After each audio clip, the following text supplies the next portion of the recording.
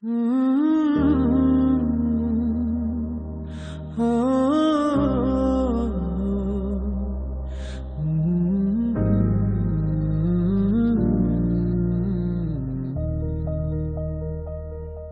కూడా పాలి భాగస్తున్నటువంటి గొప్ప ధన్యత ప్రభు నాకు ఇస్తూ వస్తున్నారు.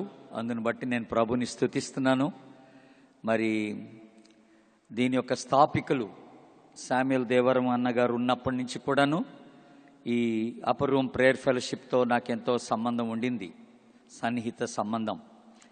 ఇప్పుడు శ్యామ్ సుకుమార్ గారు జనరల్ సెక్రటరీగా ఈ సంస్థను నడిపిస్తున్నారు, నాయకత్వం వహించి.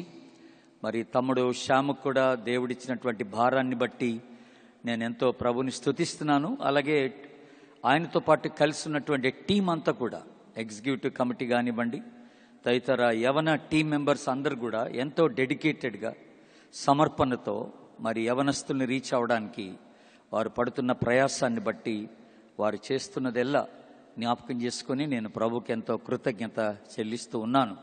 ఇంకా రాబోయేటువంటి దినాల్లో మన దేశంలో ఉన్న యవనస్తులందరినీ ఈ సంస్థ రీచ్ అవుతుందని నేను రూఢిగా నమ్ముతున్నాను. ఆమెనండి అందరూ పలసగన్నారు.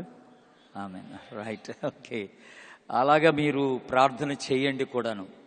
సరే, ఈరోజు రేపు నేను మీ మధ్య ఉండి దేవుని వాక్యాన్ని పంచుకోవడానికి ప్రభు నాకు ఇచ్చిన మంచి అవకాశాన్ని బట్టి ప్రభుని స్తుతిస్తూ, అలాగే బ్రదర్ శ్యామ్ సుకుమార్ గారు కూడా నా కృతజ్ఞతలు తెలియజేసుకుంటూ ఉన్నాను.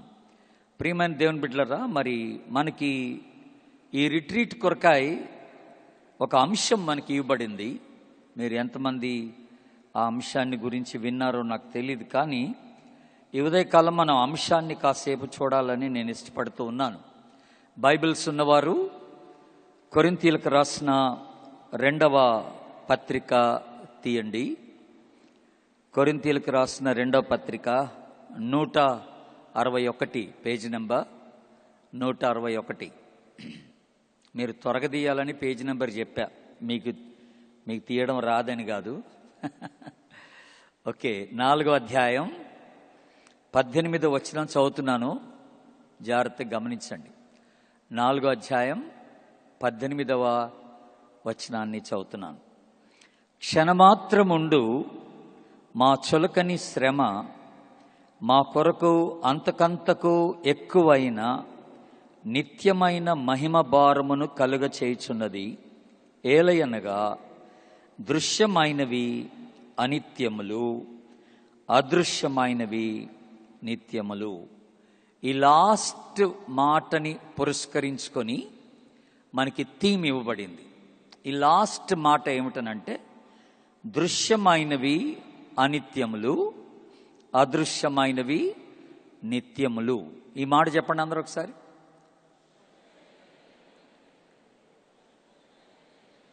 రైట్. దీంట్లోంచి మనకి తీయబడినటువంటి అంశం ఏంటనంటే, ఈ తాత్కాలికమైన ప్రపంచంలో మనం ఎలాగా నిత్యమైన దృక్పథాన్ని కలిగి ఉండాలి. How do we have the eternal perspective in this temporal world అనే మాట. ఈ తాత్కాలిక ప్రపంచంలో ఒక నిత్యమైనటువంటి దృక్పథాన్ని మనం ఎలాగ కలిగి ఉండాలనేది ఆలోచన చేస్తున్నాం. కనుక దేవుని చిత్తమైతే ఈ ఉదయకాలం, ఈ రాత్రి వేళ నేను ఈ అంశాన్ని మాట్లాడతాను. రేపు ఉదయకాలం మనము వేరే ఒక అంశాన్ని ఆలోచన చేస్తాం. మామూలుగా మనం ఆలోచన చేస్తున్నప్పుడు తాత్కాలికమైనవి ఏమిటి, నిత్యమైనవి ఏమిటి అని మీరు ఎప్పుడైనా అనుకున్నారా? మీ జీవితంలో కొద్ది కాలం పాటు ఉండేదేంటి, నిత్యంగా మనతో ఉండేదేంటి అనేది ఎప్పుడన్నా ఆలోచన చేశారా అన్నది ఒక ప్రశ్న. సింపుల్గా ఒక మాట చెప్పాలంటే, మీరు ప్రొద్దున లేచి కిటికీలోంచి బయటకు చూసి మీకు ఏది కనపడుతుందో కిటికీలోంచి బయటకు చూస్తే అదంతా తాత్కాలికమే. మీరు చూసేది ఏదైనా కానీ మీరు కిటికీలోంచి బయటకు చూసినప్పుడు మీకు ఏది కనపడితే అది తాత్కాలికమే. ఏది నిత్యంగా ఉండదు. మీరు చెట్లు చూసినా, ఒక పర్వతాన్ని చూసినా, మరొక జంతువుని చూసినా, మరొక మనిషిని చూసినా, వీళ్ళంతా కూడా తాత్కాలికమే. ఏది కూడా పర్మనెంట్గా ఉండేది కాదండి. కనుక ఏదైతే దృశ్యమైనదో అది తాత్కాలికం అన్నాడు. అంటే అర్థం ఏంటి? మన కంటితో ఏదైతే చూడగలుగుతున్నామో అది తాత్కాలికమైంది అన్నాడు. అది ఎప్పటికి ఉండేది కాదన్నాడు. కానీ మనకు కనపడంది ఒకటి ఉందన్నాడు, అదృశ్యమైనది. ఆ కనపడంది ఏదైతే ఉందో అది నిత్యమైనది అని అన్నాడు. కనుక ఇప్పుడు మనం అదే ఆలోచన చేయాలి. ఇంతకీ మనం చూస్తుంది ఏంటి ఈ రోజున? మన కళ్ళకు కనపడుతుంది ఏంటి ఈ రోజున? చాలాసార్లు ఏదైతే మన కళ్ళకి ఎదురుగా కనపడుతుందో అదే పర్మనెంట్ అనుకుంటాం మనం. ఇంకా ఇదేరా నా లైఫ్ అనుకుంటాం అన్నమాట. ఇక దాని కొరకే మన సమయం అంతా వెచ్చిచ్చేస్తాం, దాని కొరకే ప్రయాసపడతాం, దాని కొరకే ఏదైనా చేస్తాం. మనం ఏంటంటే మనం ఏమనుకుంటున్నామంటే అది మనకి ఎదురుగా కనపడుతుంది, మంచిగా అనిపిస్తుంది, ఇంకా అది పర్మనెంట్ కాబోలని మనం అనుకుంటున్నాం అన్నమాట. అలాగా అనుకునేవి ఏంటి? కొన్ని మనం లిస్ట్ చేద్దాం. మామూలుగా మన కళ్ళకి ఎదురుగా కనపడుతూ అవి తాత్కాలికం కావు, అవి తాత్కాలికమే, నిత్యమైనవి కావు. అలాంటివి ఏమై ఉండొచ్చు అనేది ఒకసారి మనం ఆలోచన చేస్తే, ఇప్పుడు నేను మిమ్మల్ని అడగగలను, మీరు కూడా నాకు సమాధానం చెప్పగలరు. కానీ మీరు చెప్పే మాటలు నాకు వినపడవు, నేను కొంచెం దూరంగా ఉన్నాను కనుక.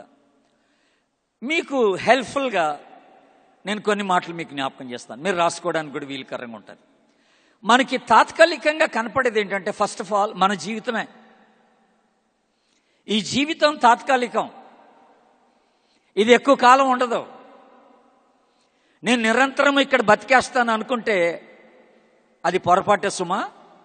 మనం నిరంతరం బతకం. నువ్వెంతటి వాడవైనా, నీకెంత ఆస్తున్నా, నీ జీవితం తాత్కాలికం అని తెలుసుకోవాలి. ఇది బుడగ వంటిది అన్నాడు, ఇది ఆవిరి వంటిది అన్నాడు, అంతలోనే కనపడి ఇంతలోనే మాయమైపోయేది అన్నాడు. ఈ జీవితం తాత్కాలికమైందని మనం ఒకటి తెలుసుకోవాలి ఫస్ట్ ఆఫ్ ఆల్. రెండవది తాత్కాలికమైంది ఏమిటంటే ఈ లోకం, ఈ లోక ఆశలు. లోకము, లోక ఆశలు ఇవన్నీ కూడా తాత్కాలికమే.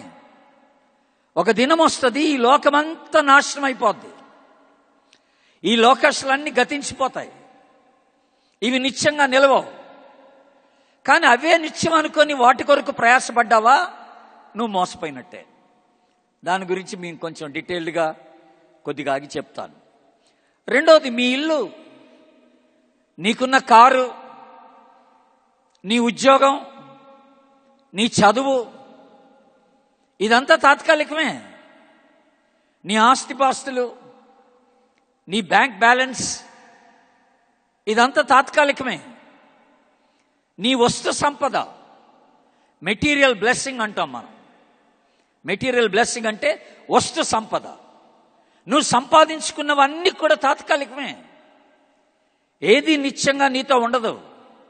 నీ జ్ఞానం కూడా తాత్కాలికమే. ఇప్పుడు నేను కూడా పెద్దోడిని అయిపోతున్నాను, ముసలోడిని అయిపోతున్నాను. ఒకప్పుడు ఉన్నటువంటి జ్ఞాపక శక్తి ఇప్పుడు ఉండకపోవచ్చు కదా, ఒకప్పుడున్న జ్ఞానం ఇప్పుడు ఉండకపోవచ్చు కదా. ఎందుకంటే నా జ్ఞానం ఇది ఇప్పుడు అవుట్డేటెడ్ అయిపోద్ది. ఇప్పుడు చాలా ఎక్కువైన విషయాలు మనం తెలుసుకుంటూ ఉన్నాం. అలాగే రాను రాను రాను రాను మనకున్న జ్ఞానం బహు కొద్దిదని, అది గతించిపోద్దని మనం తర్వాత తెలుసుకుంటాం అన్నమాట. కనుక జ్ఞానం కూడా తాత్కాలికమే సుమా, అది కూడా మనం ఆలోచన చేసుకోవాలి. మరొకటి చెప్పనా, మీరు ఆశ్చర్యపడేది, నీ అందం తాత్కాలికమే. ఈరోజు నువ్వు చాలా అందంగా ఉన్నావు, అద్దంలో నిన్ను నువ్వు చూసుకొని నా అంతటిది లేదనుకుంటావు, నువ్వు నేను ఎంత బాగున్నానో అని అనుకుంటావు. ఇది కొన్నాళ్లే. నేను ఒకప్పుడు అలాగే అనుకునేవాడిని, నేను చాలా అందగాడిని. ఇప్పుడు లేదుగా అందం, ముసలోని అయిపోయాను కదా, అలాగనమాట. కనుక మీరు కూడా మీ అందాన్ని పోగొట్టుకుంటారు. ఇది శాశ్వతం కాదు. ఇది your beauty, your handsomeness will not stay for ever. ఇవన్నీ కూడా తాత్కాలికమని ప్రభు జ్ఞాపకం చేస్తున్నాడు. ఇంకో విషయం, మీ ఆరోగ్యం, ఇది తాత్కాలికమే. ఈరోజు ఆరోగ్యకరంగా ఉంటాం, ఒక రోజున ఏదో ఒక జబ్బు వచ్చేస్తుంది మనకి. ఏదో ఒక బలహీనతకు లోనైపోతాం. కనుక ఈ ఆరోగ్యం ఎప్పటికి ఉండదు మన దగ్గర, ఇది తాత్కాలికమే. కనుక మనం మాట్లాడుతున్న మాట ఏంటి? ప్రారంభంలో ఒక మాట అనుకున్నాం, మనం ఏది మన దృష్టితో ఏది చూస్తామో, మన కంటికి ఏది కనపడుతుందో అది అనిత్యము, తాత్కాలికం అన్నాడు దేవుడు. నిత్యమైంది కాదన్నాడు. It's a temporal. కనుక ఆ మాటకు వస్తే, నువ్వు ఏదన్నా ఒక శ్రమ, ఏదన్నా ఒక కష్టం, ఏదన్నా ఒక ఇబ్బంది, ఈ లోకంలో ఒక క్లిష్టతరమైన పరిస్థితి గుండా నువ్వు వెళ్తున్నావంటే అది కూడా తాత్కాలికమే. నీ శ్రమ కూడా తాత్కాలికమే. ఇది ఎక్కువ కాలం ఉండేది కాదు ఈ శ్రమ అని ప్రభు జ్ఞాపకం చేస్తున్నాడు. దేవుని బిడ్డలారా, ఇంకొకటి చెప్పనా, ఈ లోకంలో నువ్వు పొందుకునే ప్రేమ కూడా తాత్కాలికమే. ఈ లోక సంబంధమైన ప్రేమ, అది తల్లిదండ్రుల ప్రేమ కావచ్చు, ఫ్రెండ్స్ మధ్య ప్రేమ కావచ్చు, బంధువుల మధ్య ప్రేమ కావచ్చు, మీ ఇంటి వారితో నువ్వు కలిసి పనిచేసే వారితో ప్రేమ కావచ్చు, భార్యాభర్తల ప్రేమ కావచ్చు, ఇది కూడా తాత్కాలికమే. బైబిల్ ఏం చెప్తుందంటే, క్రమక్రమేనట రాకడ సమయంలో మనుషుల్లో ప్రేమ చల్లారిపోద్దట. ప్రేమ చల్లారిపోద్ది అన్నాడు. ఈ ప్రేమ ఎక్కువ కాలం ఉండదన్నాడు. ఇది ఎంత విచారం. ఇప్పుడు మనం చేసిన ఒక లిస్ట్ ఉంది, తాత్కాలికమైనవి ఏమిటి అనేది ఒక లిస్ట్ చేసాం. ఇప్పుడు మనం ఇంకా ఎంతో లిస్ట్ చేయొచ్చు కూడాను, అనుకుంటే చాలా చేయొచ్చు మనం. కానీ దేవుని బిడ్డలారా, ఆశ్చర్యంగా లేదు మనకి. ఇప్పుడు మనం ఏదేదైతే మీ పేపర్లో రాశారో వాటిలో చాలా పర్మనెంట్ అనుకుంటున్నాం మనం. ఇవి ఎప్పటికి ఉండేవని మనం అనుకున్నాం. నా స్నేహితులు ఎప్పటికి ఉంటారు, నా స్నేహితులు చూపించే ప్రేమ ఎప్పటికి ఉంటుంది, మా అమ్మ నాన్న ఎప్పటికి ఉంటారు నాతో, ఉండరు. ఆ ప్రేమ ఉండదు, నీ జ్ఞానం ఉండదు, నీ అందం ఉండదు, నీ బలం ఉండదు, నీ శక్తి ఉండదు, నీ ఆరోగ్యం ఉండదు. ఇవన్నీ కూడా తాత్కాలికం, కొత్త కాలమే నీ దగ్గరుండి వెళ్ళిపోయేటివని నువ్వు జ్ఞాపకం చేసుకోవాలి. వీటి కొరకు నువ్వు ప్రయాసపడటం ఎంత దౌర్భాగ్యమో, ఎంత టైం వేస్టో నువ్వు అర్థం చేసుకోవాలి దేవుని బిడ్డ. అందుకనే ప్రభు అన్నాడు, దృశ్యమైనవి అనిత్యములు అని అన్నాడు. మన కంటికి ఏది కనపడుతుందో అది అనిత్యం, అంటే నిత్యంగా ఉండేది కాదు అనే మాట, తాత్కాలికము అనే మాట మనం జ్ఞాపకం చేసుకున్నాం. సరే, ఇంకా మళ్ళీ వీటికి వైపు వస్తాం కొంచెం ఆగి. నిత్యమైన వేటి, అది కూడా ఒక లిస్ట్ వేసి చూద్దాం ఒకసారి. మనకి కనపడంది, మన దృష్టికి కనపడంది నిత్యమైనవి ఏమై ఉంటాయి? ఒకవేళ మిమ్మల్ని అడిగితే మీరు బుర్ర గొక్కుని మీరు నాకు ఒక్క మాట చెప్తారు, నిత్యమైనది ఏంట్రా అంటే ఒకటే చెప్తారు, అదేంటంటే ప్రాబబ్లీ పరలోకం అంటారు. ప్రాబబ్లీ పరలోకం ఒక్కటే నిత్యమైందని చెప్పొచ్చు మీరు ఒకవేళ చెప్పగలిగితే. కానీ నిత్యమైనవి చాలా ఉన్నాయి. మన కనపడనివి, దేవుడు మన కొరకు నిత్యంగా ఏర్పాటు చేసినవి కొన్ని ఉన్నాయి దేవుని బిడ్డలారా. అవి ఏటో మనం తెలుసుకోవడం మంచిది, వాటి కొరకు కూడా మనం ప్రయాసపడటం ఎంతైనా మంచిది. అందులో నిత్యమైనవిగా మనం ఆలోచన చేస్తున్నప్పుడు మొట్టమొదటిగా గుర్తుపెట్టుకోవాల్సిన మాట అంటే, దేవుడు నిత్యమైన వాడు. దేవుడే, ఆయన ఎప్పటికీ ఉండేవాడు, నిరంతరంగా ఉండేవాడు, ఆయన నిరంతరము జీవిస్తున్నటువంటి వాడు, ఆయనకంటూ అంతమేమీ ఉండదు. మనం నమ్ముకున్న దేవుడు యేసు ప్రభు నిత్యమైనటువంటి వాడు. అందరూ ఒకసారి దేవునికి స్తోత్రం చెప్పండి, హల్లెలూయా. ఈ దేవుడు నిత్యమైన వాడు. ఆ నిత్యమైనటువంటి దేవుడు నీలో ఉంటే అది నీకెంతో ఆశీర్వాదం, అది నీకెంతో బలం, అది నీకెంతో దీవెన దేవుని బిడ్డలారా. కనుక మన దేవుడు నిత్యమైన వాడు, ఆయన సన్నిధి నిత్యమైనది. రెండోది, ఆయన సన్నిధి నిత్యమైనది. God's presence is always with us. ఆయన సన్నిధి నిత్యమైనది. మూడోది, నిత్యమైనది ఏంటంటే ఆయన మనకు అనుగ్రహించిన రక్షణ, అది నిత్యమైనది. దేవుడిచ్చిన రక్షణ ఎవడు తీసేయలేడు, అది ఎప్పటికీ పోదు, గుర్తుపెట్టుకోవాలి. దేవుడిచ్చిన రక్షణ అది నిత్యమైనటువంటి రక్షణ అని జ్ఞాపకం చేసుకుంటాం. యేసుక్రీస్తులోని జీవితం అది నిత్యమైనది. ద లైఫ్ ఇన్ క్రైస్ట్ అని అంటాం. నాలుగోదిగా, యేసుక్రీస్తులోని జీవితం అది ఎంతో నిత్యమైనటువంటిది, మీరు గుర్తుపెట్టుకోవాల్సింది. ఇంకొక మంచి మాట చెప్పమంటారా? దేవుని యొక్క వాగ్దానాలు నిత్యమైనవి. ద ప్రామిసెస్ ఆఫ్ గాడ్, దేవుని వాగ్దానాలు నిత్యమైనవి. ఇవెప్పటికీ పోయేవి కావు, ఇవెప్పటికీ మర్చబడేవి కాదు. దేవుడు వీటిని మర్చిపోడు అనే మాట దేవుడు మనకి జ్ఞాపకం చేస్తున్నాడు. అంతేకాదు, దేవుని యొక్క నిబంధన కూడా నిత్యమైనది. అందుకనే బైబిల్ ఏం చెప్తుందంటే ఇది నిత్యమైన నిబంధన అని అన్నాడు. An eternal covenant God has made with us. Eternal covenant అనే మాట మనం జ్ఞాపకం చేసుకుంటున్నాం. నిత్యమైనటువంటి నిబంధన దేవుడు మన కొరకు ఏర్పాటు చేశాడు. ఇంకో విషయం చెప్పనా? ఇందాక మీతో ఒక మాట అన్నాను, ఈ భూలోకంలో మీరు పొందుకునే ప్రేమలన్నీ తాత్కాలికమని చెప్పాను. బట్ నిత్యమైనది ఏంటంటే దేవుని ప్రేమ. అందరూ ఒకసారి ఆమెనండి. ఆమెన్. దేవుని ప్రేమ అది నిత్యమైంది, అది శాశ్వతమైన ప్రేమ. ఆయన ఎప్పటికీ నిన్ను నన్ను ప్రేమిస్తూనే ఉంటాడు. మనం ఆయన్ని ప్రేమించకపోయినా, ఆయన పట్ల మనం ప్రేమ కనపరచకపోయినా, మనం ఎంత పనికిమాలిన జీవితాన్ని జీవించినా, God still continues to love us. ఆయన మనల్ని ప్రేమిస్తూనే ఉంటాడు. అది ఆయన స్వభావం, అది ఆయన లక్షణం. ప్రేమించకుండా ఉండలేడు ఆయన. కనుక ఆయన ప్రేమ నిత్యమైనది మనం జ్ఞాపకం చేసుకున్నాం. అలాగే ఆయన కృప నిత్యమైనది. ఆయన కృప, గాడ్స్ గ్రేస్ ఈజ్ పర్మనెంట్. ఆయన కృప కూడా నిత్యమైనది. తర్వాత దేవుడు మనకిచ్చిన వాక్యం, ఆయన వాక్యం నిత్యమైనది. భూమి ఆకాశములు గతించును గాని నా మాటలు గతించమన్నాడు దేవుడు. ఈ వాక్యం ఎల్లప్పుడూ ఉండేది. ఇది నిరంతరం ఉంటుంది. దేవుని వాక్యం మనలో, దేవుడు పెట్టిన వాక్కు అనే మాట మనం జ్ఞాపకం చేసుకున్నాం. ఇంకా ఫైనల్గా చాలా ఉన్నాయి, కానీ ఫైనల్గా ఇంకో మాట చెప్తాను. నిత్యమైనది ఏంటంటే దేవుని రాజ్యం, పరలోకం. అది మీరు మొదట్లో చెప్పి ఉంటారు ప్రాబబ్లీ. పరలోకం నిత్యమైంది. ఇప్పుడు చూడండి ఎన్ని నిత్యమైనటువంటివి మనకి దేవుడు అనుగ్రహించాడు. ఇప్పుడు మన అంశం ఏంటి? ఇంతకీ మన అంశం ఏంటంటే ఈ తాత్కాలికమైనటువంటి ప్రపంచంలో నిత్యమైనటువంటి దృక్పథాన్ని మనం కలిగి ఉండాలట. నిత్యమైనటువంటి ఒక దృక్పథాన్ని మనం కలిగి ఉండాలట. అంటే ఇప్పుడు నిత్యమైనటువంటి ఏమిటి అనేది మనం ఆలోచన చేస్తాం, ఒక లిస్ట్ వేసి పెట్టాం. ఇప్పుడు దేవుడు, దేవుని రాజ్యం, దేవునికి సంబంధించిన విషయాలు, ఆయన వాగ్దానాలు, ఆయన నిబంధన, ఇవన్నీ కూడా నిత్యమైనవి అని అన్నప్పుడు దేవుని యొక్క రాజ్య విలువలతో కూడినటువంటి జీవితాన్ని మనం ఈ లోకంలో జీవించబద్దులమై ఉన్నామని దేవుడు జ్ఞాపకం చేస్తున్నాడు. ఈ తాత్కాలిక ప్రపంచంలో నేను నిత్యమైనటువంటి విలువలు కలిగి జీవించడమే దేవుడు ఆశించేదన్నమాట. ఆ నిత్యమైనటువంటి విలువలు ఏంటో మనం తెలుసుకోవాలి.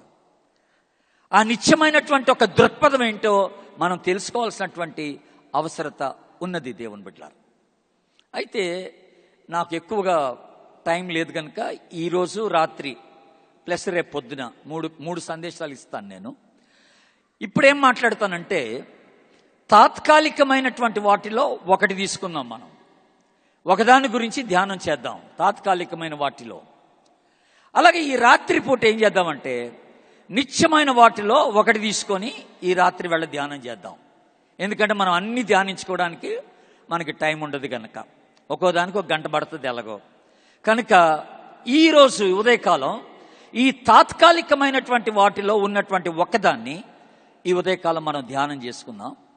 రాత్రి వేళ నిత్యమైన వాటిలో ఉన్న ఒకదాన్ని ఈ రాత్రి వేళ మనం ధ్యానం చేసుకుందాం. మీరు కూడా ప్రార్థన పూర్వకంగా ఈ యొక్క సెషన్స్ మీరు అటెండ్ అవ్వాలని నేను మనవి చేస్తున్నాను. ఈ తాత్కాలికమైన దాంట్లో మనం ఈ ఉదయకాలం ఏం ధ్యానం చేస్తామంటే లోకమే బెటర్. అది ఎందుకంటే మన అందరం ఈ లోకంలో ఉంటున్నాం కనుక ఈ లోకము తాత్కాలికమైనది అని మనం మాట్లాడుతున్నాం. ది వరల్డ్, ఈ లోకము తాత్కాలికమైనది అనే మాట మనం మాట్లాడుతున్నాం. కనుక ఈ లోకాన్ని గురించి ఆలోచన చేద్దాం. దేవుడు మనల్ని ఈ లోకంలో పెట్టాడు.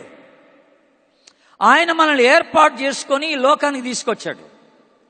బైబిల్లో యోహాను సువార్త 15వ అధ్యాయం 19వ వచనంలో ఏమనుందంటే, మీరు ఈ లోక సంబంధులు కారు, నేను మిమ్మల్ని ఈ లోకములో నుండి ఏర్పరచుకొంటిని అని అన్నాడు దేవుడు. ఒకవేళ నువ్వు దేవుని బిడ్డవైతే, నువ్వు క్రీస్తు రక్తంలో కడగబడి ఉంటే, నువ్వు యేసుక్రీస్తుని రక్షకునిగా ప్రభునిగా నువ్వు అంగీకరించి ఉంటే నువ్వు దేవుని బిడ్డవి. అందరూ ఒకసారి ఆమెనండి. ఆమె నువ్వు దేవుని బిడ్డవు అన్నట్లు లెక్క. కనుక ఇప్పుడు దేవుడు నిన్ను ఏం చేశాడు? ఈ లోకంలోనే పెట్టాడు నిన్ను. ఈ లోకం శాశ్వతమైనది కాదట, ఇది తాత్కాలికమైన లోకమే. దేవుడు తాత్కాలికమైన లోకంలో మనల్ని పెట్టాడు.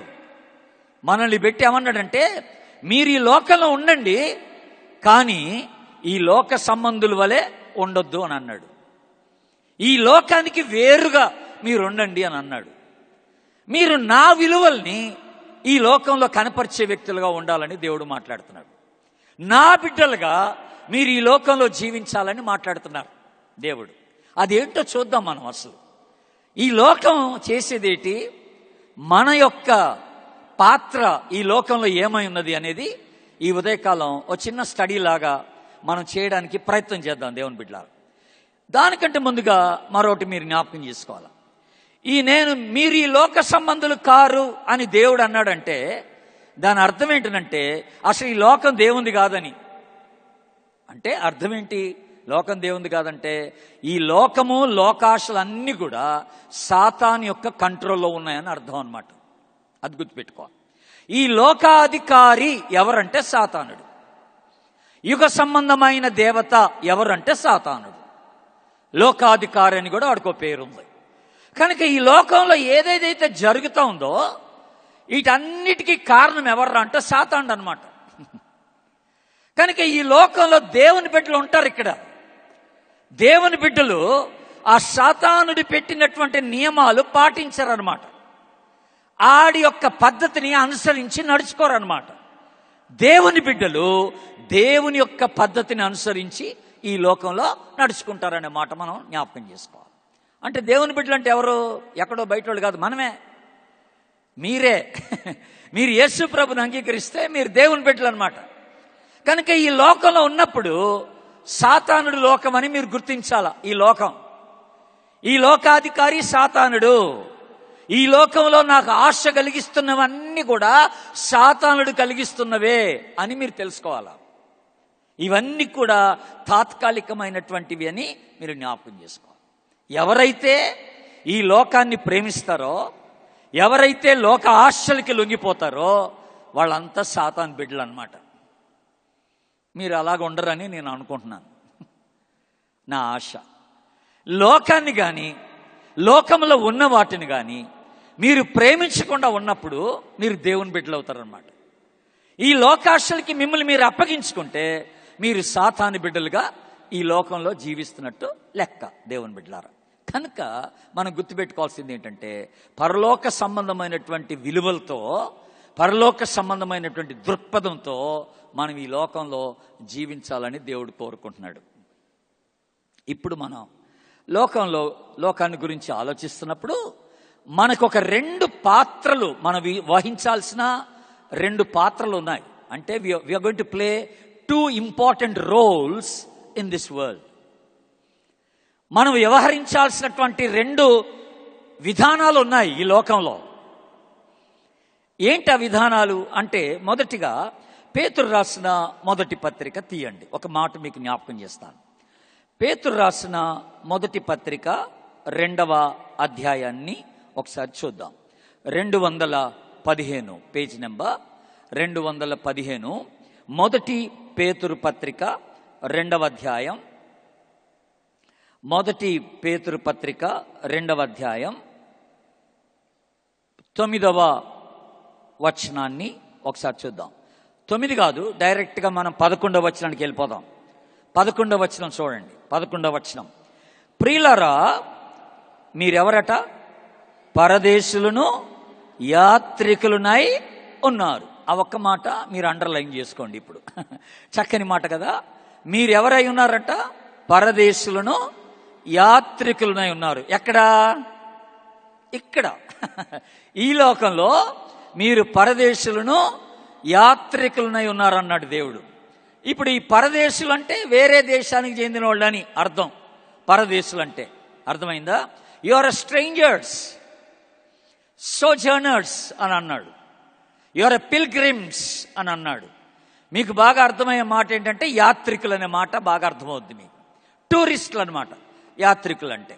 వేరే వేరే దేశాల నుండి మన దేశానికి టూరిస్టులుగా వస్తారు కొంతమంది. మనం కూడా కొన్నిసార్లు ఇప్పుడు ఇక్కడ తెలంగాణ నుండి మీరు హిమాచల్ ప్రదేశ్, అటు మనీలా అటు వెళ్ళారు, కులు మనాలి ఆ ప్రాంతానికి వెళ్ళారు అనుకోండి. మీరు అక్కడికి వెళ్తే ఏంటన్నట్టు మీరు యాత్రికులు అనమాట. ఆ ప్రాంతాన్ని చూడటానికి వెళ్ళారనమాట. అంతేగాని అక్కడ సెటిల్ అయిపోవడానికి కాదన్నట్టు.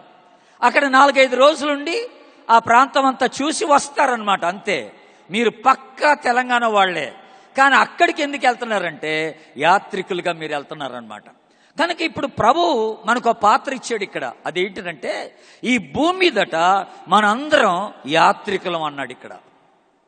అంటే యాత్రికులం అంటే అసలు మన లోకం ఏంటి?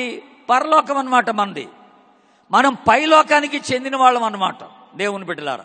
అందుకని మీరు చూడండి, ఒక మాట ఇక్కడ రాస్తుంది. ఒక మాట అంటే తర్వాత అయినా మనం జ్ఞాపకం చేసుకోవచ్చు, కానీ ఫిలిప్పీలకు రాస్తున్న పత్రిక తీయండి. మీరు ఇవి కూడా రెఫరెన్సెస్ రాసుకోండి, మీకు నోట్స్లు ఇచ్చారు కదా. ఫిలిప్పీ పత్రిక 3వ అధ్యాయం 180 పేజ్ నెంబర్ 3వ అధ్యాయం 20వ వచనం. మన పౌరస్థితి పరలోకమందున్నది అని అన్నాడు. ఆ సిటిజన్షిప్ ఈజ్ ఇన్ హెవెన్ అని అన్నాడు. ఆ సిటిజన్షిప్ ఈజ్ ఇన్ హెవెన్. మన పౌరస్థితి పరలోకమందున్నది అన్నాడు. అంటే యేసు ప్రభుని అంగీకరించిన వాళ్ళందరూ కూడా పరలోకానికి చెందినటువంటి వాళ్ళు అన్నమాట. కానీ దేవుడు వాళ్ళని ఈ భూమి మీద పెట్టాడు. ఈ భూమి మీద ఎందుకు పెట్టాడంటే యాత్రికులుగా పెట్టాడు అనమాట. అంటే దాని అర్థం ఏంటి? కొంతకాలం ఇక్కడ మనం బ్రతికి, కొంతకాలం ఇక్కడ జీవించి, ఆ తర్వాత మళ్ళీ మన లోకానికి మనం వెళ్ళిపోతాం అనమాట. పరలోకానికి మనం వెళ్ళిపోతాం అన్నమాట. పర్మనెంట్ లోకం అది మనకి. కనుక ఇప్పుడు ఎవడైతే యాత్రికుడిగా ఈ భూమి మీద ఉంటున్నాడో వాడిక్కడ పర్మనెంట్ నివాసం ఏర్పాటు చేసుకోడు. నువ్వు ఈ భూమి మీద యాత్రికుడు అయితే ఇక్కడే ఉండిపోవాలని అనుకో. ఇక్కడున్న లోక పద్ధతులకి నిన్ను నీవు అప్పగించుకో. ఇక్కడున్న లోకాశలకి నిన్ను నీవు అప్పగించుకో. నీ జీవితాన్ని ఇక్కడ పాడు చేసుకో. లోకస్తుల వలె నువ్వు జీవించడానికి ఇష్టపడవు. ఎందుకంటే నీ స్టైల్ వేరు, నీ జీవిత విధానం వేరు, నీ లోకం వేరు, నీ పద్ధతులు వేరు. గుర్తుపెట్టుకోవాలి. అందరూ ఒకసారి ఆమెనండి. ఆమెన్. నీ పద్ధతులు వేరు. కనుక మనం కేవలం యాత్రికులము అనే మాట ఫస్ట్ ఆఫ్ ఆల్ మనం గుర్తుపెట్టుకోవాల్సినటువంటి మాట. యాత్రికులు ఎవడు కూడా యాత్ర కోసం వెళ్ళినోడు అక్కడ భూములు కొనుక్కోడు. యాత్ర కోసం వెళ్ళినోడు సెటిల్ అయిపోడు. యాత్ర కోసం వెళ్ళినోడు అక్కడ పద్ధతులు అనుసరించి నడవడు. ఆడి పద్ధతులు ఆడికే ఉంటాయి. వాడి యొక్క వస్త్రాధరణ వాడికే ఉంటుంది. వాడి భాష వాడికే ఉంటుంది.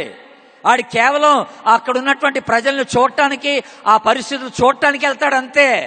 మళ్ళీ తిరిగి వెనక్కొచ్చేస్తాడు. మీరు కూడా అండి, మీరు వరంగల్ వాళ్ళు అనుకోండి, లేదా జమ్మికుంట వాళ్ళు అనుకోండి, మీరు ఒక్క రోజు ఎక్కడికన్నా బయటికి వెళ్ళిపోతే మళ్ళీ ఎప్పుడు ఇంట్లో వచ్చి పడదామని అనుకుంటారు. ఒక రాత్రి కూడా బయట ఉండటానికి ఇష్టపడరు. మన ఇల్లు అంటే హ్యాపీ అనమాట. Home is always happy. కనుక మళ్ళీ మన ఇంటికి వచ్చేద్దామన్న తపన మనకు ఉంటుంది దేవుని బిడ్డ. కనుక ప్రభు అన్నాడు, ఫస్ట్ ఆఫ్ ఆల్ ఈ లోకము, మనం ఈ లోకాన్ని గురించి ఆలోచన చేస్తున్నాం ఈ ఉదయకాలం. ఈ లోకం తాత్కాలికమైందన్నాం. కనుక ఈ లోకంలో ఫస్ట్ మనం ఎవరమంట? ఈ లోకంలో మనం యాత్రికులం అన్నాడు. జస్ట్ అట్లా కొద్ది కాలం ఉండి వెళ్ళిపోతాం. కొద్ది కాలం అంటే ఎంతకాలం? ఓ 70 సంవత్సరాలు అవ్వచ్చు, 80 సంవత్సరాలు అవ్వచ్చు, 90 సంవత్సరాలు కూడా కావచ్చు. లేదా కొంతమంది 30 సంవత్సరాలు బ్రతికి చచ్చిపోతారు కూడా విచారకరంగా. That's okay. దేవుడు ఎంతకాలం నియమిస్తే అంతకాలం ఈ భూమి మీద ఉండి వెళ్ళిపోతాం అన్నమాట మనం. ఇది ఫస్ట్ మన రోల్. ఇది మన పాత్ర ఏంటంటే యాత్రికులం. రెండోది, ఈ భూమి మీద ఉన్నప్పుడు రెండో పాత్ర మనం వహించాల్సిన పాత్ర మరొకటి ఉందండి. అదేంటంటే కొరింథీయులకు రాసిన 2వ పత్రిక తీయండి. ఇప్పుడు ఇది కూడా రాసుకోండి రెఫరెన్స్. కొరింథీయులకు రాసిన 2వ పత్రిక 5వ అధ్యాయం 20వ వచనాన్ని నేను చదువుతున్నాను, జాగ్రత్తగా గమనించండి. 20వ వచనం 162 పేజ్ నెంబర్ 2 కొరింథీ 5:20. కావున దేవుడు మా ద్వారా వేడుకొనినట్లు మేము క్రీస్తుకు రాయబారులమై. హలో, ఎవరు? అందరు చెప్పాలి. ఎవరు? రాయబారులు. అందరు గట్టి చెప్పండి, ఎవరు? Very good. మనము క్రీస్తుకు రాయబారులం. We are the ambassadors of Christ అని అన్నాడు. Ambassadors of Christ. రాయబారులు అంటే ఎవరో తెలుసా? ఇప్పుడు వేరే దేశం యొక్క రాయబారి మన దేశానికి వస్తాడు, చాలా అధికార లాంఛనాలతో వస్తాడనమాట, చాలా గౌరవం ఉంటుంది ఆయనకి. వేరే దేశ రాయబారి మన దేశానికి వచ్చినప్పుడు ఆయన ఎంత గౌరవిస్తారు. అట్లాగే మన భారతదేశ రాయబారి వేరే దేశాల్లో ఉంటాడు. ఆ వేరే దేశాల్లో మన రాయబారి ఉన్నప్పుడు ఆ దేశస్తులు మన రాయబారిని చాలా గౌరవిస్తారు. ఈ రాయబారులు చేసే పని ఏంటంటే వాళ్ళ యొక్క దేశ విలువల్ని కాపాడతారు. ఈ దేశానికి వచ్చి వాళ్ళ దేశం యొక్క గౌరవాన్ని కాపాడతారు. వాళ్ళ దేశం యొక్క ఆ ఆలోచనలు అన్నీ కూడా మనకి తెలియజేస్తారు. వాళ్ళ యొక్క పద్ధతులు ఏంటి, వాళ్ళ యొక్క జీవన విధానం ఏంటి, వాళ్ళు ఏం ఆశిస్తున్నారు, ఇవన్నీ మనకి తెలియజేస్తారనమాట. ఆ దేశ రాయబారిని చూస్తే వాళ్ళ దేశం ఎలాగుందో చెప్పేయచ్చు మనం. వాడి స్టైలు, వాడు మాట్లాడే పద్ధతి, వాడు తినే భోజనం, వాడి వ్యవహారం, వాడి జీవిత విధానం, వాడు మెయింటైన్ చేసేటువంటి ఒక స్టాండర్డ్, ఇవన్నీ చూసినప్పుడు వీడు మనోడు కాదురా బాబు అని తెలిసిపోద్ది అనమాట. వీడు బయటోడు, వీడు ఆడి దేశం వేరు, ఆడి దేశ పద్ధతులు వేరని ఉట్టికి తెలిసిపోద్ది అనమాట. అట్లాగే యేసుప్రభు ఏమంటున్నాడంటే, మనం ఈ లోకంలో దేవుడు పెట్టాడు, కానీ మనం ఎలా పెట్టాడంట, పరలోకానికి ఈ లోకానికి, పరలోకం నుండి ఈ లోకానికి వచ్చిన రాయబారులం అన్నాడు. దేవునికి స్తోత్రం చెప్పండి, హల్లెలూయా. క్రీస్తుకు రాయబారులాగా ఈ లోకంలో ఉండాలట. మనం అంత స్టాండర్డ్ మెయింటైన్ చేయాలన్నమాట. మన విశ్వాసం వేరన్నాడు, మన నడక వేరన్నాడు, మనం మాట్లాడే పద్ధతి వేరన్నాడు. నా పౌరసత్వం అక్కడ ఉంది, నేను తిరిగి అక్కడికి వెళ్ళిపోతాను, నా దేశ పద్ధతులన్నీ ఇక్కడ నేను చూపిస్తానంటాడు అనమాట. అది పరలోక సంబంధమైన ఆ పరలోక జీవితాన్ని నేను ఇక్కడ చూపిస్తాను, ఆ పద్ధతులు నేను ఇక్కడ అవలంబిస్తాను. నా ప్రభువు నన్ను పంపాడు. ఏ దేశ నాయకుడైతే ఆ రాయబారులను పంపిస్తాడో ఆ దేశ నాయకుల యొక్క పరువు నిలబెడతారు ఆ దేశ రాయబారులు. అర్థమవుతుందా మీకు? అట్లాగే మనం పరలోకాన్ని నుండి ఇక్కడికి వచ్చిన వాళ్ళని ప్రభువు పంపించాడు మనల్ని రాయబారులుగా. కనుక ఆ ప్రభు యొక్క గౌరవాన్ని మనం కాపాడాలా, ప్రభువుని మహింపరచాలా. ఎట్టి పరిస్థితిలో ప్రభువుకి అవమానకరంగా ఈ భూమి మీద మనం జీవించడానికి లేదు. అందరూ ఆమెనండి ఒకసారి. జీవించడానికి లేదు. అలాగా ఎట్ట పడితే అట్లా జీవిస్తే ప్రజలు మనం చూసి ఎవడరా అంటాడు, వీడు మనలాగా ఉన్నాడు ఏంటి, వీడు మనలాగా మాట్లాడుతున్నాడు ఏంటి, మనలాగా వ్యవహరిస్తున్నాడు ఏంటి అని అనుకుంటాడు. నువ్వు పరలోక సంబంధం అని ఎవడు అనుకోడు, నువ్వు దేవుని రాజ్య సంబంధం అని ఎవడు అనుకోడు. అర్థమవుతుందా? మొట్టమొదటిగా మనం గుర్తుపెట్టుకోవాల్సింది ఏంటంటే, దేవుడు మనల్ని, నేను ప్రారంభంలో జ్ఞాపకం చేశాను, దేవుడు మనల్ని ఈ లోకంలో నుండి ఏర్పరచుకున్నాడు. మనం ఈ లోక సంబంధులం కాదని చెప్పారు. ఈ లోక సంబంధులం కావన్నప్పుడు మనం ఎవరమంట? 2 విషయాలు మీకు గుర్తు చేస్తాను ప్రారంభంలో. చెప్పండి, ఫస్ట్ ఎవరన్నాను? అందరు చెప్పాలా? యాత్రికులం, వి ఆర్ పిల్గ్రిమ్స్. రెండోది ఎవరన్నాడు? అంబాసిడర్స్, రాయబారులం. మనం రాయబారులం అనే మాట మాట్లాడుతాం. సరే, ఇంతకీ మన టాపిక్ ఏంటంటే, ఈ లోకము అశాశ్వతమైనది. This world is temporary. మనము దృశ్యమైనవి అనిత్యములు అనే మాట జ్ఞాపకం చేసుకుంటున్నాం. మన కంటికి కనపడేది ఏదైతే ఉందో అది నిత్యమైనది కాదని జ్ఞాపకం చేసుకుంటున్నాం. కనుక ఈ లోకం, ఫస్ట్ ఆఫ్ ఆల్ మన లోకాన్ని గురించి ఈ ఉదయకాలం ధ్యానం చేస్తున్నాం. ఈ లోకము తాత్కాలికమైంది. ఈ లోకాన్ని గురించి ఆలోచన చేసేటప్పుడు బైబిల్లో లోకానికి సంబంధించి 3 మాటలు ఉపయోగించాడు. బైబిల్లో 3 మాటలు ఉపయోగించాడు. ఆ 3 మాటలు ఏటో మనం ఒకసారి చూద్దాం. ఫస్ట్ ఆఫ్ ఆల్ మొదటి మాట ఏమిటనంటే, అందరు రాసుకోవాల్సిన మాట, లోక జ్ఞానము. ఇది రాసుకోండి, లోక జ్ఞానం. ద వరల్డ్లీ విజ్డమ్ అని అన్నాడు. వరల్డ్లీ విజ్డమ్ అనే మాట. లోక జ్ఞానం ఇది తాత్కాలికం, ఇది తుచ్చమైంది. దీనివల్ల మనకి ఏ ఉపయోగం లేదు. లోక జ్ఞానం వల్ల మనకి ఏ ఉపయోగం లేదండోయ్. ఎందుకంటే బైబిల్లో చాలా క్లియర్గా రాయబడిన మాట ఏంటంటే, మీరు కొరింథీయులకు రాసిన పత్రికలో ఉన్నారు కదా, మొదటి పత్రిక తీయండి. ఒక చక్కని మాట మీకు జ్ఞాపకం చేసి వివరిస్తాను. మొదటి పత్రిక మొదటి అధ్యాయానికి రండి. First chapter of first Corinthians 21st verse, 21వ వచనం. 20-21 ఆ రెండు వచనాలు చదువుతున్నాను, గమనించండి. మొదటి కొరింథీ మొదటి అధ్యాయం 20-21. జ్ఞాని ఏమయ్యను, శాస్త్రి ఏమయ్యను, ఈ లోకపు తర్కవాది ఏమయ్యను. తర్కవాది అంటే ఫిలాసఫర్ అన్నమాట, తర్కించేవాడు. ఈ లోక జ్ఞానమును దేవుడు వెర్రితనముగా చేసి ఉన్నాడు. హలో, విన్నారా మీరు ఈ మాట? ఈ లోక జ్ఞానమును దేవుడు వెర్రితనముగా చేసి ఉన్నాడంట. ఒకసేపు ఈ లోక జ్ఞానం ఏంటో చూద్దాం, ఈ వెర్రి జ్ఞానం ఏంటో చూద్దాం. లోకస్తులు అవలంబించే జ్ఞానం ఏంటి అసలు? కానుకలు ఇవ్వాలా? ఇవన్నీ కొన్ని పద్ధతులు ఉన్నాయి, లోకస్తులు అవలంబించే పద్ధతులు కొన్ని ఉన్నాయి. లోక జ్ఞానం అంటుంది దేవుడు. పాపం ఈ లోక జ్ఞానాన్ని దేవుడు వెర్రితనంగా భావించాడు దేవుని బిడ్డలారు. కనుక ఈ లోక జ్ఞానాన్ని అనుసరించొద్దు అన్నాడు. మీరు ఈ లోకంలో ఉన్నప్పుడు మీరు నా నిమిత్తమై ఏర్పరచబడిన యాత్రికులు, మీరు నాకు రాయబారులుగా వస్తున్నారు. పరలోకం నుండి ఇక్కడ ఉన్నవాళ్ళు మీరు నా బిడ్డలు.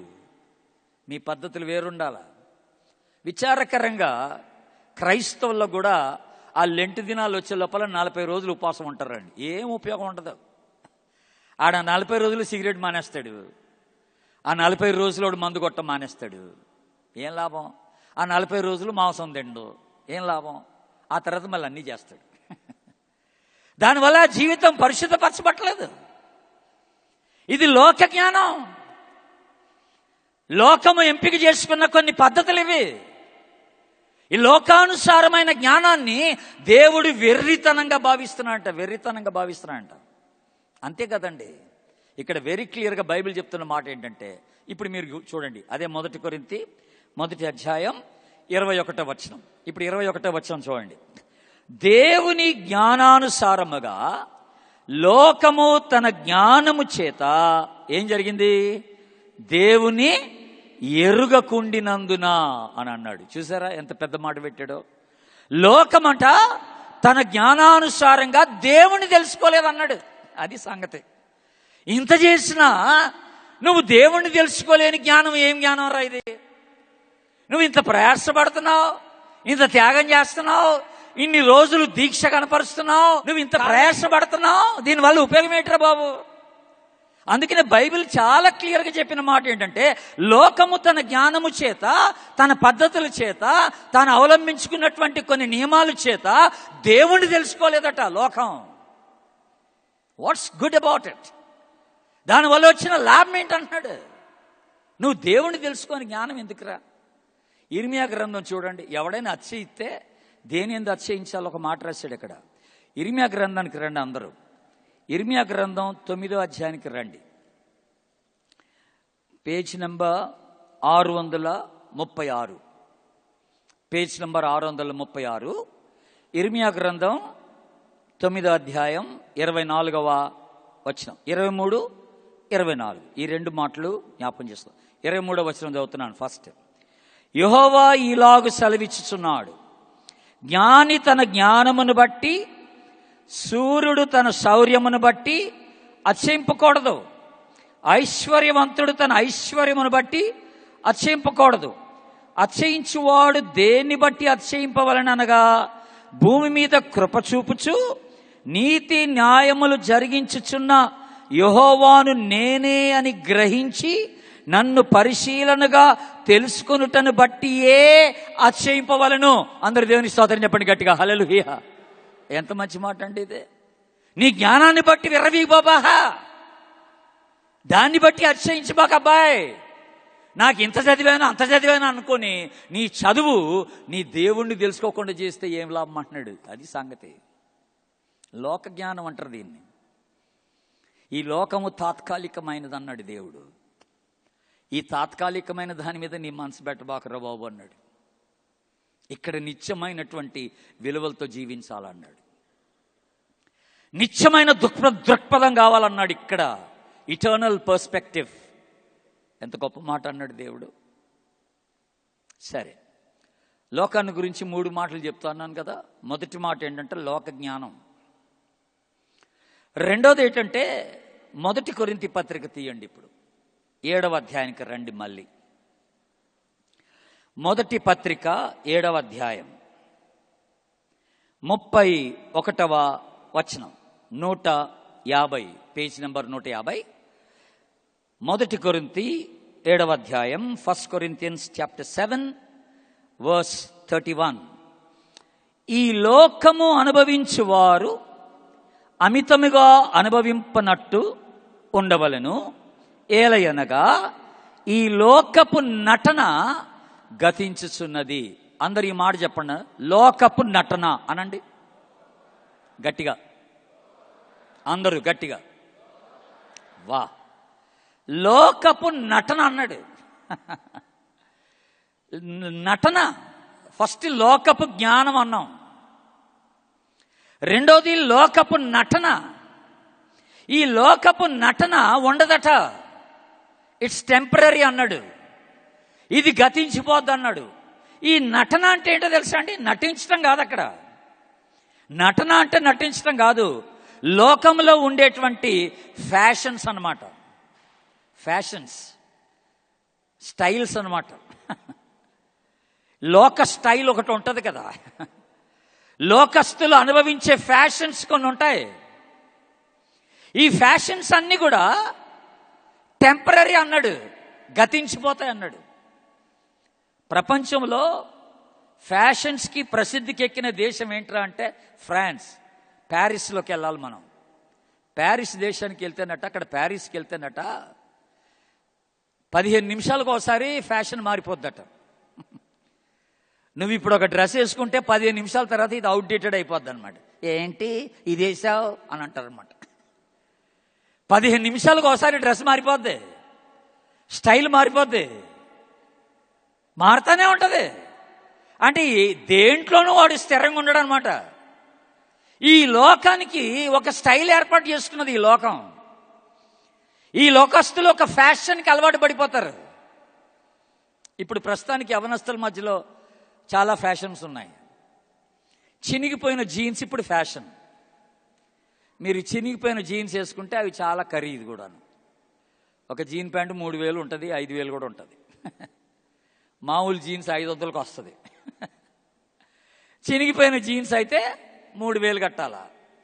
చినిగిపోయిన జీన్స్ ఎన్నిసార్లు ఎన్ని స్థలాల్లో చించితే అంత స్టైల్ అనమాట. దేవుని బిడ్డ, ఇది లోక నటన. ఇది లోక నటన. టాటూస్ వేసుకోవడం స్టైల్, పచ్చబొట్లు వేసుకోవడం లోకం యొక్క స్టైల్. ఇది ఉండదన్నాడు. నేను యవనస్తుడిగా ఉన్న టైంలో మాకు బెల్ బాటమ్ ప్యాంట్స్ ఉండేవి. బెల్ బాటమ్ ప్యాంట్స్ అనమాట. అంటే కింద వెడల్పుగా ఉంటుంది అన్నమాట, బాటమ్ పెద్దగా ఉంటుంది అన్నమాట. ప్యాంట్కి 40 ఇంచెస్ బాటమ్ వేసుకుని తిరిగేటోండి నేను కూడా. మార్మన్స్ పానప్పుడు 40 ఇంచ్ బాటమ్ ప్యాంట్ వేసుకుని తిరిగితే లంగా అనుకునేవాళ్ళు. అలా ఉండేదన్నమాట పెద్దగా. అది స్టైల్ అనమాట. మరి ఇప్పుడేంటి స్టైలు? పెన్సిల్ ప్యాంట్స్ వచ్చేసినాయి. పెన్సిల్ ప్యాంట్ అంటే టైట్గా ఉంటుంది అనమాట, స్కిన్ కత్తుకొని ఉంటుంది అనమాట. అది పెన్సిల్ ప్యాంట్. ఇప్పుడు బెల్ బాటం కాదు అది. ఈ లోక నటన అనేది ఒకటి ఉందండోయ్. పొరపాటున ఈ నటనకి నువ్వు అప్పగించుకున్నావా, ఇది శాశ్వత కాలం ఉండదన్నాడు. నువ్వు లోకస్తుల వలె నువ్వు జీవించినట్టే లెక్క. మగోళ్ళు పోనీటైల్స్ వేస్తారు, మగోళ్ళు ఇయర్ రింగ్స్ వేసుకుంటారు, ఇక్కడ ఐబ్రోస్ మీద పూసలు వేసుకుంటారు, బొడ్ల మీద పూసలు వేసుకుంటారు. గర్ల్స్ ఆ పూసలు కనపడేటట్టుగా డ్రెస్ వేస్తారు. అన్ని కప్పేసుకుంటే కుదరదు కదా. ఆడ పూసలు వేసుకుంది కనపడాలి కదా. టాటూస్ ఎక్కడెక్కడ వేసుకున్నారో ఆ టాటూస్ అన్ని కనపడాలా, కనపడకపోతే కుదరదు. ఇదేంటంటే లోక నటన అన్నాడు. మరి పిల్గ్రిమ్స్గా అంటే యాత్రికునిగా వచ్చిన వాడు వీటిని పాటించడు. రాయబారిగా వచ్చిన వాడు వీటిని పట్టించుకోడు అసలు. ఇది ఎట్రా వీళ్ళందరూ ఇలాగున్నారని అనుకుంటాడు అంతేగాని ఆ పద్ధతుల్ని అవలంబించాలని అనుకోడు అనమాట ఆడు. అందరూ ఒకసారి ఆమెనండి. మనం అలాగే అనుకోవాలా. మనం దేవుని బిడ్డలమైతే ఈ లోకానుసారంగా ఉండకూడదు అనమాట. ఇప్పుడు మీరు 12వ అధ్యాయం ఏది రోమీలకు రాసిన పత్రిక తీయండి. వెనక్కి వెళ్ళరండి. వెనక్కి వస్తే రోమా 12 2వ వచనం చదువుతున్నాను, ఒకసారి చూడండి. రోమా 12:2. మీరు ఈ లోక మర్యాదను, అందరు చెప్పాలి ఆ తర్వాత మాట గట్టిగా. ఇప్పుడు నాకు ఒక మాటకి అర్థం చెప్పండి.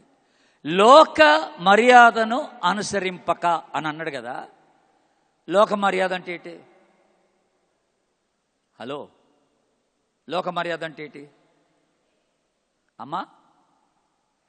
ఏంటి మొత్తానికి ఏదో చెప్తున్నారులే. మీ భాషలో చెప్పనా నేను?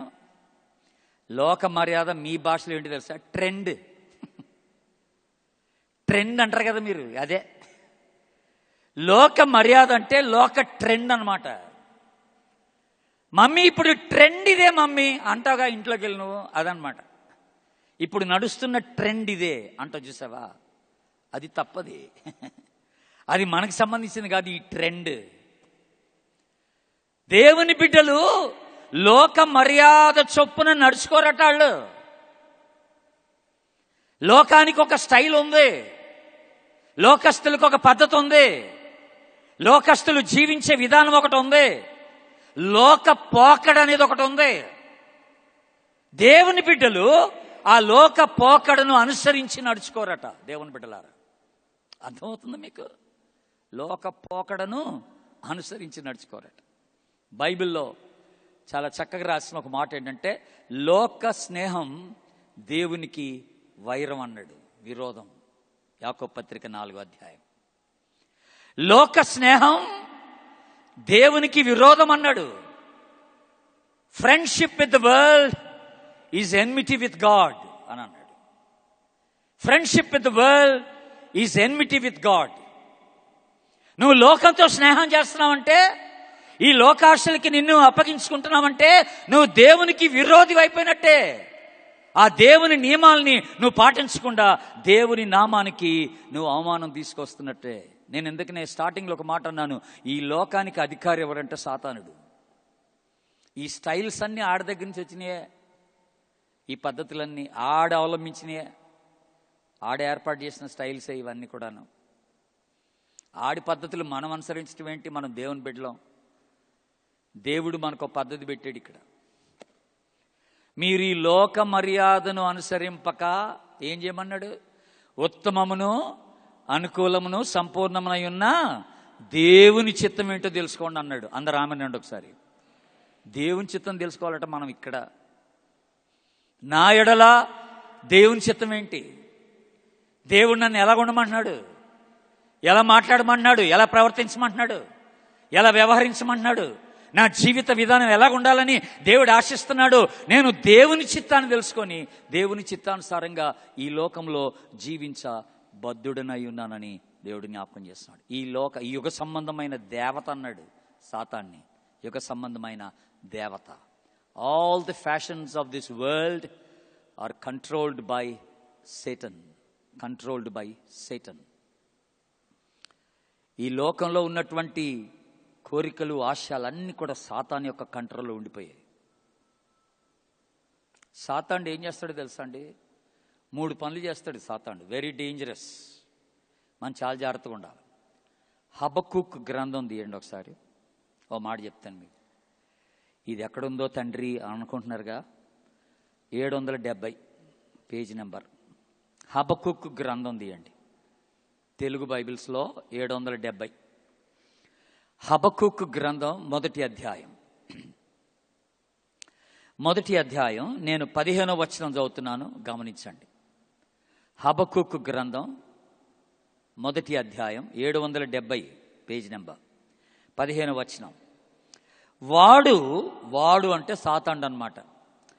వాడు గాలము వేసి మానవులను అందరినీ గుచ్చి లాగి ఉన్నాడు, ఉరులు ఒగ్గి చిక్కించుకొనిచున్నాడు. వాడు తన వలతో వారిని కూర్చుకొని సంతోషపడి గంతులు వేయుచున్నాడు. ఏమండోయ్, విన్నరా? సాతాను చేసే పనులు ఈ లోకంలో 3 పనులు ఉన్నాయి. 3 విధాలుగా సాతానుడు మనిషిని పట్టుకుంటాడట. ఇక్కడ 3 రాశాడు. రాశాడు ఇక్కడ? వాడు ఉపయోగించుకునే 3 పద్ధతులు ఉన్నాయి. ఒకటి ఏం చేస్తాడంట? గాలం వేస్తాడట. అందరు ఈ మాట అనండి, గాలము అనండి. గాలం. జనరల్గా గాలం దేని కొరకు వాడతామంటే చేపలను పట్టుకోవడానికి గాలం వాడతాం కదా. చేపలను పట్టుకోవడానికి గాలం వేస్తారు. రెండోది ఇక్కడ ఏమన్నా అంటే ఉరి, ఊరులు అన్నాడు చూసారా, దాన్ని ఉరి అంటారన్నమాట. ఈ ఉరి దేనికోసం అంటే పక్షుల్ని పట్టుకోవడానికి ఉరి వేస్తారన్నమాట. పక్షుల్ని పట్టుకోవడానికి ఉరి. వల వేస్తారు, పెద్ద వల అడవుల్లో వేస్తారు. చెట్టు కట్టేసి కిందకు వల ఉంటుంది, దానికి ఒక తాడు ఉంటుంది పైకి. ఆ తాడు యొక్క కొన ఇంకో దగ్గర ఉంటుంది. పెద్ద పెద్ద జంతువులు వచ్చినప్పుడు ఆ వల్లో చిక్కుకుంటాయి అనమాట. అప్పుడు ఆ తాడు లాగేస్తారు. ఆ వల్లో చిక్కుకొని అలాగా గాల్లోకి లాగేస్తాడు పైకాడు. ఇంకా అవి ఎటు పరిగెత్తలేవు అనమాట, చిక్కిపోతాయి. పెద్ద పెద్ద జంతువులు పట్టుకోవాలనుకుంటే వలేస్తారనమాట, అడవుల్లో వలేసి పట్టుకుంటారన్నమాట. వీడు అదే పని చేస్తాడు. జంతువులకి వాడేది ఏంటంటే వల. వీడిప్పుడు 3 పరికరాలని వాడుకుంటున్నాడు మనల్ని పట్టుకోవడానికి. కొంతమందిని ఇండివిజువల్గా గాలం వేసేస్తున్నాడు. పక్షులు గుంపుగా దొరుకుతాయి, వాటికి ఊరి ఒడ్డుతున్నాడు. గుంపులు గుంపులుగా ఊరి ఒడ్డుతున్నాడు. కొంతమందిని స్ట్రాంగ్ పీపుల్ ఉంటారు, వాళ్ళకి వలేసి లాగేస్తున్నాడు అనమాట. వలేసి లాగేస్తున్నాడు. లాగేట వీళ్ళందరూ చిక్కినప్పుడట ఆడు గంతులేసి సంతోషిస్తున్నాడట సాతాను. నేను పట్టేసుకున్నానని. నువ్వు సాతానికి దొరికితే ఆడికి ఎక్కడలేని ఆనందం. ఆ సాతాను చేతిలో చిక్కిపోతే వీడు రాయబారే కానీ, వీడు యాత్రికుడిగా వచ్చాడు కానీ ఇప్పుడు నేను పట్టేసుకున్నాను అంటాడు అనమాట. అది సంగతి. వీడు నాకు దొరికాడురా బాబు అనుకుంటాడు. అది ఎంత విచారం. ఆండి సంతోషపెట్టడం ఏంటి? అందుకనే మీ విరోధి అయినటువంటి అపవాది ఎవరిని మృంగుదునానని గర్జించు సింహం వల్ల చూస్తున్నాడు అంటున్నాడు 1 పేతురు 5:8. ఎవరిని మృంగాలని చూస్తున్నాడు? జాగ్రత్తగా ఉండాలా. అపవాదికి చోటు ఇవ్వకండి, ఆడి ఆలోచనకి చోటు ఇవ్వకండి. ఆడి ఏ దిక్కు నుండి ఎలాగా మీ మీదికి దుమికి వస్తాడో, మిమ్మల్ని ఆక్రమించుకుంటాడో, పట్టేసుకుంటాడో చాలా జాగ్రత్తగా ఉండాలా. You need to be well aware and alert. చాలా అప్రమత్తంగా ఉండాలని దేవుడు జ్ఞాపకం చేస్తున్నాడు. అందుకనే దేవుని సంబంధులట, ఒట్టిగా రాసుకోండి రెఫరెన్స్, చూడొద్దులే. 1 యోహాను 5:18. దేవుని సంబంధులట తమను తాము భద్రపరుచుకుంటారట. తమను తాము భద్రపరుచుకుంటారట. ఈ లోకము యొక్క నటన చాలా డేంజరస్. ఇది ఈ నటనకి అధికారి ఎవరంటే సాతానుడే. వాడు ఉరి ఒడ్డి, వాడు వల వేసి, వాడు గాలం వేసి నిన్ను లాగి తనకి లోపరుచుకోవాలని ట్రై చేస్తున్నాడు సాతానుడు. బహు డేంజరస్ ఫెలో. నువ్వు అప్రమత్తంగా ఉండాలి సుమా. నేను 3 చెప్తాను అన్నాను, ఇప్పుడు ఎన్ని చెప్పాను? 2 చెప్పా.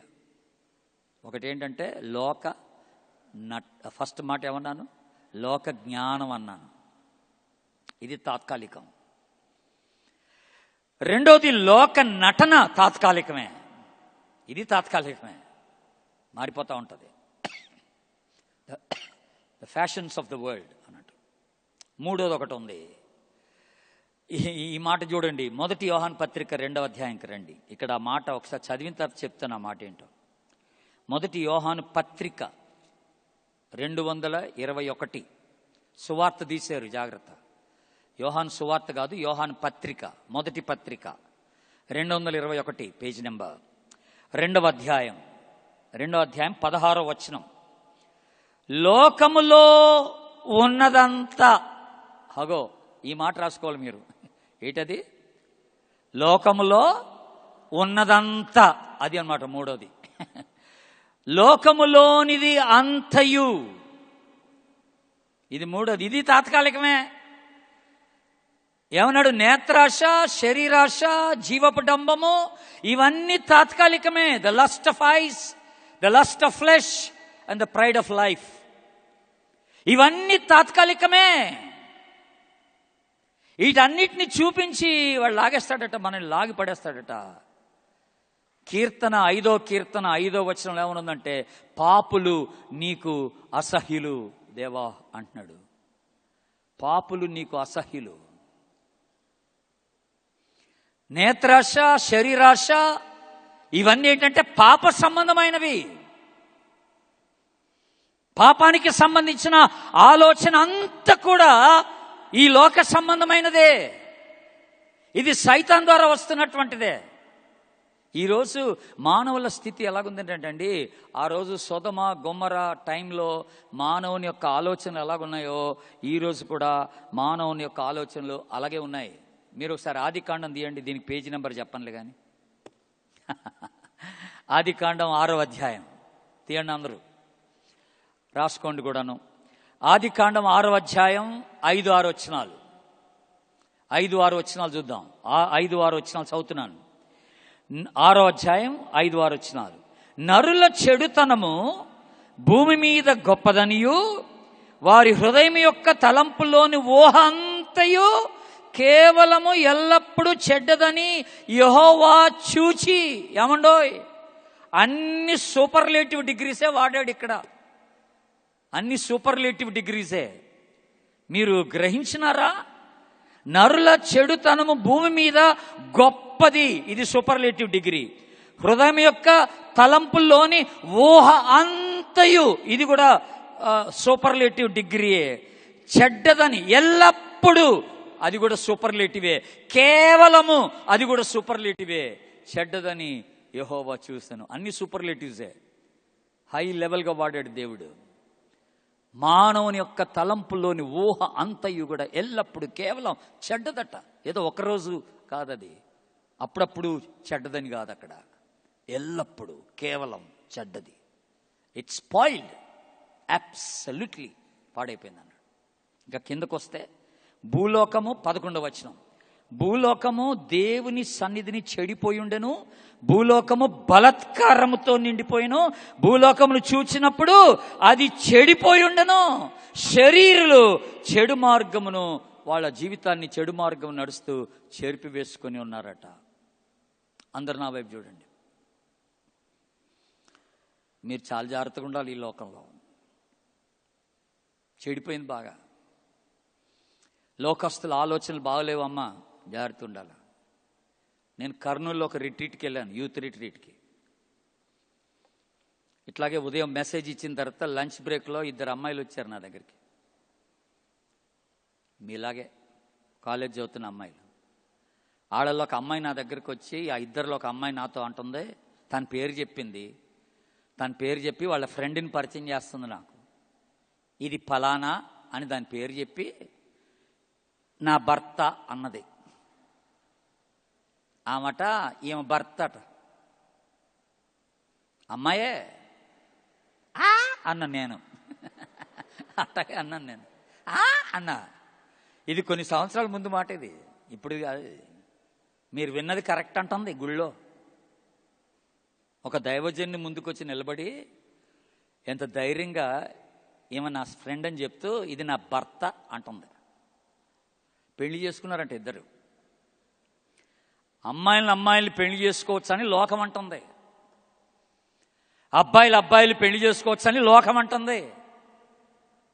పాపం విస్తరించిపోయింది అన్నాడు దేవుడు. బుర్ర పనిచేయడం లేదు జనాలకే. తుచ్చమైన ఆలోచనలు, ఎల్లప్పుడూ కేవలము చెడ్డవే. అమ్మాయిలు చేసుకోవడం ఏంటి, అబ్బాయిలు చేసుకోవడం ఏంటి?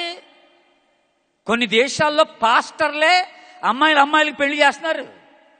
గే మ్యారేజెస్, లెస్బియన్ మ్యారేజెస్ లీగలైజ్ అయిపోయినాయి. లోకం పాడైపోయింది. బలత్కారము చెడు చేత లోకం నింపబడిందని దేవుడు ఎప్పుడో జ్ఞాపకం చేశాడు బైబిల్లో.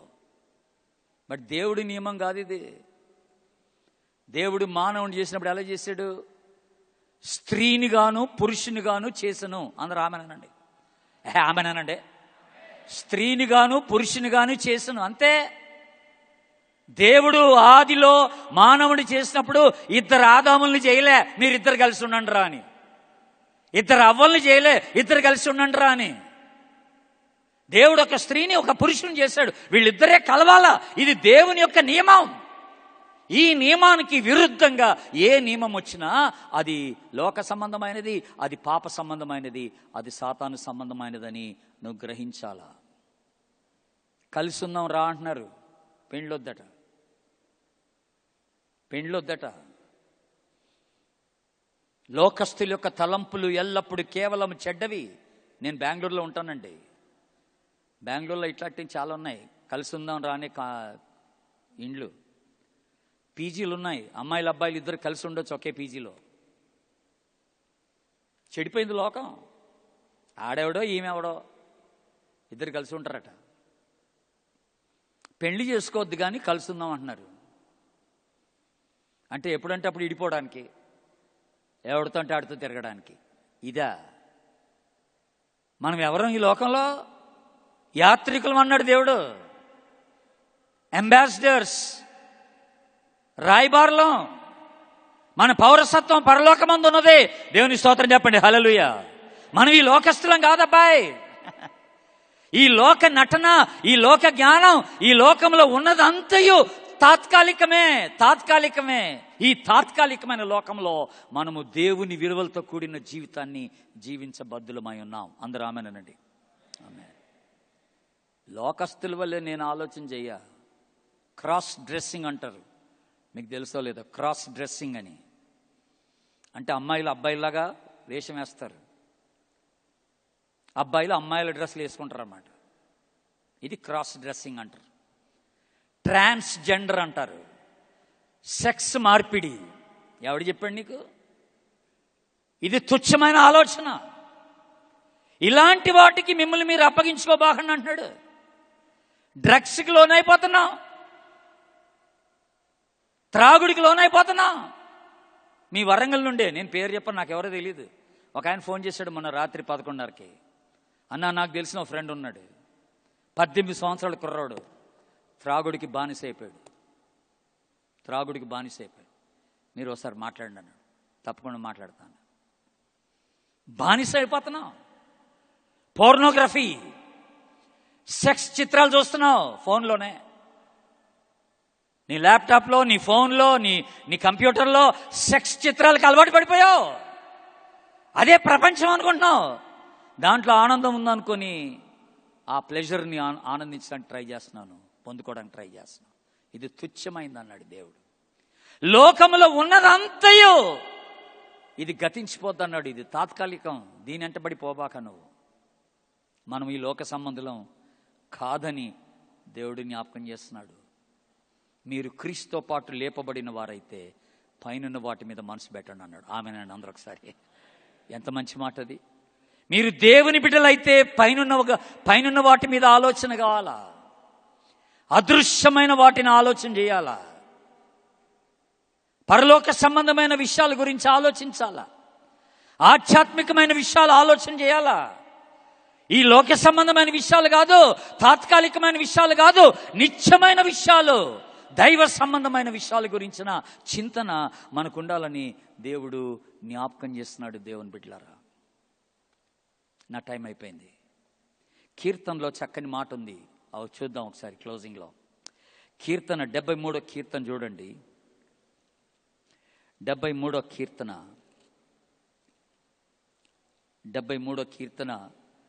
25వ వచనం. 25వ వచనం చక్కని మాట. ఆకాశమందు నీవు తప్ప నాకెవరున్నారు? నీవు నాకుండగా ఈ లోకములోనిది ఏది నాకు అక్కర్లేదు. గట్టిగా అందరూ ఆమేనండి. ఎంత మంచి మాట అండి. ఈ మాట అందరం కలిసి ఒకసారి చదువుదాం. ఆ రెండో లైన్ అందరం కలిసి చదవాల. నీవు నాకుండగా లోకములోనిది ఏదియు నాకు అక్కర్లేదు.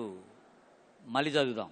నీవు నాకుండగా లోకములోనిది ఏదియు నాకు అక్కర్లేదు. What a commitment that would be. ఈ సమర్పణ ఎంత గొప్పదై ఉంటుందండి. నేను ఈ లోక సంబంధిని కాదన్నాడు యేసుప్రభు. ఈ లోకాధికారికి నాకు సంబంధం లేదన్నాడు. నాకు సంబంధించిన వాళ్ళు కూడా ఈ లోకంతో సంబంధం పెట్టుకోవద్దన్నాడు దేవుడు. ఈ లోకములో జ్యోతుల వలె వెలగాలన్నాడు. యేసు బిడ్డల వలె జీవించాలన్నాడు. అలా జీవిస్తావు మరి నువ్వు? లోకస్తుల్లాగా ఉండిపోతావా? నువ్వు దేవుని బిడ్డలాగా దేవుణ్ణి మహింపరుస్తూ ఈ లోకంలో జీవిస్తావా? కళ్ళు మూసుకో, చిన్న ప్రార్థన చేసుకుందాం. కళ్ళు మూసుకోండి, చిన్న ప్రార్థన చేసుకుందాం. ఎవరు కళ్ళు తెరిచి అడ్డు చూడబాకండి, ఎవరు లెగొద్దు. చిన్న ప్రార్థనే. ఎవరి మనసులో చిన్న ప్రార్థన చేసుకోండి. ప్రభువా, ఒక ఉన్నతమైన ఆధ్యాత్మిక సత్యాన్ని నాకు ఈ ఉదయకాలం బోధించారు మీరు. నేను ఎవరినో నాకు తెలియచేశారు దేవా. నేను నీ బిడ్డగా ఉండాలనుకుంటే నేను ఈ లోక సంబంధిని వలె ఉండకూడదని నాకు జ్ఞాపకం చేశారు. ఈ లోకము తాత్కాలికం. లోక జ్ఞానం కానీ, లోక నటన కానీ, లోకంలో ఉన్నదంతా తుచ్చమైనదని, ఇది తాత్కాలికమైనదని జ్ఞాపకం చేశారు. నన్ను ఈ లోకంలో ఒక యాత్రికునిగా, ఒక రాయబారిగా ఉంచినందుకే నీకు స్తోత్రం దేవా. నీ బిడ్డగా ఈ లోకంలో నేను జీవించడానికి నా కృప నీవు ప్రభువా అని దేవుని సన్నిధిలో చిన్న ప్రార్థన చేసుకోండి. ఎవరికి వాళ్ళు. నేను నీ కోసం జీవిస్తా. లోకస్తుల వెళ్ళి ఉండను ప్రభువా. నేను నిన్ను మహింపరుస్తాను ప్రభువా. నన్ను అంగీకరించు ప్రభువా. నన్ను బలపరచు ప్రభువా. నాకు ఒక అవకాశం ఇవ్వు ప్రభువా. నేను నీకోసం జీవిస్తాను ప్రభువా. ఒక చిన్న మాట ప్రభుతో చెప్పండి. అలాగే చెప్పేవాళ్ళు ఎవరన్నా ఉంటే నిశ్శబ్దంగా మీ చేయి చూపించి దించేయండి. నేను మీకోసం ప్రార్థన చేస్తాను. God bless you. మీ చేతులు కనపడుతున్నాయి. God bless you, God bless you, God bless you, God bless you, God bless you. మీ చేతులు కనపడుతున్నాయి. God bless you, God bless you, God bless you. చూపించి దించేయండి చాలు. చూపించి దించేయండి చాలు. God bless you. ప్రార్థన చేసుకుందాం. స్తోత్రం ప్రభు. ఈ ఉదయకాలం బహుసూటిగా మా అందరితో మీరు మాట్లాడినందుకు నీకు వందనాలు దేవా. ఈ లోకంలో మేము నీ బిడ్డలుగా ఉండాలని మరొకసారి మాకు హెచ్చరిక చేశారు దేవా. నీకు స్తోత్రం. ఈ లోకం తాత్కాలికమైనదని, నిత్యమైన పరలోక సంబంధమైన విలువలతో ఈ లోకంలో మేము జీవించాలని, నీ బిడ్డలుగా ఉండాలని మాకు జ్ఞాపకం చేసి హెచ్చరించి ధైర్యపరిచినందుకే నీకు స్తోత్రం దేవా. ఎంతమంది బిడ్డలు చేతులు ఎత్తారో వాళ్ళందరినీ నీ ఆత్మచేత అభిషేకించి బలపరిచి నీ కొరకు సాక్షులుగా జీవింప చేసుకొని మహిమ పొందమని యేసు నామమున అడుగుతున్నాం తండ్రి. ఆమేన్.